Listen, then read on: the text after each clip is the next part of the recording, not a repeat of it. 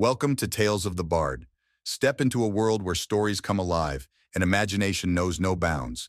Join me as I weave enchanting tales reminiscent of the bards of old, sharing legends, myths, and original stories that will transport you to distant lands and forgotten times. Chapter 1. The Discovery at the Twisted Oak. Young Durgan Stonefist trudged through the autumn woods near the Hammerhold's eastern gates, his arms laden with firewood for the forges. The morning mist clung to the mountainside like a ghostly shroud as he went about his assigned duty. Though barely 40 years old, still a child by Dwarven standards, Durgan took pride in even this simple task. Among the hardy mountain pines he spotted something unusual, an ancient oak tree, its trunk twisted and gnarled in unnatural ways. Unlike the other vegetation, this tree seemed wrong. Its bark was black as coal, and despite being clearly dead and rotted, it pulsed with an eerie red luminescence beneath its corrupted surface. As Durgan approached, he felt it before he heard it, a low thrumming that vibrated through his boots and made his teeth ache. The sound wasn't physical, it resonated with something deeper, something that made his ancestral dwarven blood run cold. From a hollow in the twisted trunk, a massive black viper emerged. Its scales weren't merely black, they seemed to absorb the very light around them. Its eyes glowed with a sickly red light that pulsed ominously. When it spoke, its voice was like grinding stones. "Tell your Lord Ironhammer, the seals are weakening. What his grandfather buried stirs again. The runes of binding fade, and the deep places remember their ancient masters." Chapter 2. The Warning Reaches. The Hammerhold. Durgan ran back to the Hammerhold, his firewood forgotten. The guards initially laughed at the young dwarf's panic until they saw the genuine fear in his eyes. They escorted him directly to Thrain's forge, where the leader was working on reinforcing runic wards in a new batch of shields. When Thrain heard the message, the hammer fell from his usually steady hands, clanging loudly on the stone floor. The color drained from his face as he whispered, "So it begins again." Thrain immediately called his most trusted runesmiths to inspect the ancient binding seals, sent ravens to his allies warning of possible dark times ahead, began researching his grandfather's old journals for clues, doubled the guard on the lower levels, and ordered the twisted oak to be burned with sacred fire. Chapter 3. The Journey Through Thundergap. Carrick mounted his mountain ram, specially bred for swift travel through the treacherous mountain passes. The beast's hooves were sure and steady, perfect for the precipitous journey ahead. As Carrick prepared to depart, Thrain added with a hint of dry humor, "And try not to fall off any cliffs. The paperwork for lost messengers is absolutely dreadful." The journey to Thundergap was perilous even on the calmest of days. Named for the way storm winds howled through its narrow passages, the ancient path wound between towering cliff faces that seemed to scrape the very sky. Carrick guided his mountain ram carefully along ledges barely wide enough for their passage, trying not to look down at the dizzying drops that plunged thousands of feet into mist-shrouded valleys below. It was near the highest point of Thundergap, where the path briefly widened into a small plateau, that Carrick first spotted them. Black shapes moving with unnatural speed across the rocks, their scales seeming to drink in what little light reached these heights. "By Thrain's hammer," he muttered, recognizing the same otherworldly vipers that had appeared at the Twisted Oak. But these were larger, their movements purposeful and coordinated. They were herding him. The mountain ram sensed them too, its hooves clattering nervously on the ancient stone. Ahead, two of the serpents had already cut off the forward path. Behind, more emerged from cracks in the rock face, their eyes glowing with that same sickly red light. Carrick reached for Lady Hildred's protection stone, which began to pulse with warm light. The vipers hissed in response, but seemed hesitant to approach the runic energy. Chapter 4. The Battle with the Vipers. The nearest viper struck, testing the boundary of the protection stone's light. Its scales sizzled where they touched the runic energy, drawing back with a hiss of pain and fury. "Right then," Carrick growled, drawing his axe. "Let's see how you serpents like a taste of dwarven lightning." The blue energy coursing through his hammer intensified, casting eerie shadows across his battle-hardened face. The vipers would soon learn why dwarven messengers were considered among the toughest warriors in all the mountain realms. Carrick hurled a jar of pickled mushrooms at the rocks above the vipers, blocking his path forward. The glass shattered, raining down not just preserved fungi, but also the potent brine.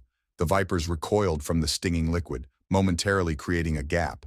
It was all the opening Carrick needed. He spurred his mount forward, but not along the path. Instead, he guided the sure-footed ram right off the edge of the cliff. For one heart-stopping moment, they were in free fall. But Carrick had judged correctly. The ram's hooves found the narrow ledge he'd spotted, and they landed hard but safely. Taking advantage of the chaos, Carrick spurred his mount through the gap in the serpent's line. They shot past like a bolt from a crossbow, the ram's hooves barely touching the ground as they raced toward safety. But as they galloped away, the lead viper's final words echoed in Carrick's mind. "Run, messenger, run to your white spire, but know this, what your Lord Thrain's grandfather buried is already awake. The seals are not just weakening, they are being broken from within." Chapter 5. Secrets in the Deep Archives. Back at the Hammerhold, Thrain and Hildred descended into the lower levels, their footsteps echoing off ancient stone. The golden light from Stonebreaker cast long shadows as they made their way deeper, past the regular archives and into chambers that hadn't been opened in generations. They found what they were looking for in a hidden alcove, a small chest bound with runic wards that pulsed with faint golden energy. Thrain recognized his grandfather's craftsmanship in the intricate rune patterns. "Stand back," he warned, raising Stonebreaker. The hammer's golden runes blazed brighter as he carefully touched it to the chest's wards. There was a soft click as ancient magic recognized ancient magic. Inside they found a single journal, its pages brittle with age. Hildred handled it with reverent care as she began to read. "The shadow blood rises again. We thought it destroyed in the time of darkness, but like all evil, it merely slumbered. Now it seeks what was sealed below, the heart of night itself. The outer wards will not hold forever. The middle seals may crack, but the inner ward, the price of that binding was terrible. And if it fails..." Hildred's voice trailed off as she turned the page. Her face paled. "Thrain, your grandfather didn't just seal away some ancient evil. He bound part of his own life force into the inner ward. His very soul stands guard over what lies below." "By the ancestors," Thrain breathed. "That's why he never spoke of it. The inner ward isn't just magic. It's a piece of him. And now the shadow blood is eroding that connection," Hildred said grimly. "If it breaks through, then whatever horror my grandfather imprisoned will be free," Thrain finished, "and his soul will be destroyed in the process." Chapter 6. The Gathering Storm. They shared a long look, decades of marriage allowing volumes to pass unspoken between them. Finally, Thrain squared his shoulders. "Prepare the war room," he commanded, "and send word to our allies.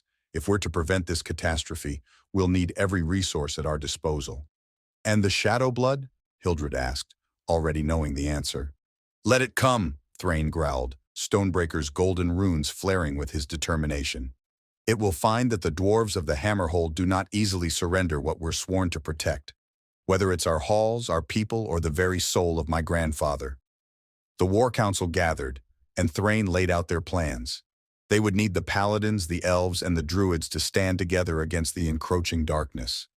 Each leader understood their role in the coming battle, and as they began to disperse, Thrain's hammer continued to pulse with that warm, golden light, a reminder that even in the darkest times, hope remained. Chapter 7. The Warm Springs. Deep beneath the mountain halls, in a chamber lit by glowing crystals and heated by ancient volcanic vents, Thrain and Hildred sat in one of the Hammerhold's sacred hot springs. Steam rose around them, carrying the mineral-rich scent of the underground waters. Thrain had removed his heavy armor, though Stonebreaker lay within arm's reach, its golden runes dimmed but still pulsing softly. His battle-scarred shoulders eased in the warm water as Hildred worked at a particularly stubborn knot in his muscles. "You're tense as mountain stone," she chided gently, her silver-streaked black hair gleaming in the steam. "Hard not to be," Thrain growled, though he relaxed slightly under her ministrations. Those vipers were no random occurrence. Something stirs in the deep places, something that knows our weaknesses. "The old seals?" Hildred asked, moving to sit beside him in the warm pool. "The waters sue." Her face reflected the crystal light in dancing patterns around them. "Aye, my grandfather's journals speak of 3 layers of protection. The outer runes which we maintain regularly, the middle seals carved into the very bones of the mountain, and the inner ward. The price of that binding was terrible. And if it fails? What of the inner ward? Hildred pressed. That's just it. He never wrote down what it was, said some knowledge was too dangerous for paper. Thrain splashed water on his face. I always thought he was being paranoid. Now I'm not so sure. Hildred was quiet for a moment, watching the steam rise. We should check the deep archives. There might be records from that time that could... She stopped as a low rumble shook the chamber, causing ripples in the pool. Both dwarves tensed, but the tremor passed quickly. That's the third one today, Thrain noted grimly. Whatever's down there, it's getting stronger. Then we'd best be stronger, Hildred replied, rising from the pool and reaching for a towel. Come, husband, we have work to do. Thrain nodded, following her lead. The warm springs had eased his muscles, but his mind was still troubled. As he donned his armor again, Stonebreaker's golden runes flared to full brightness, as if the hammer itself sensed the coming battle. They had preparations to make, and precious little time to make them.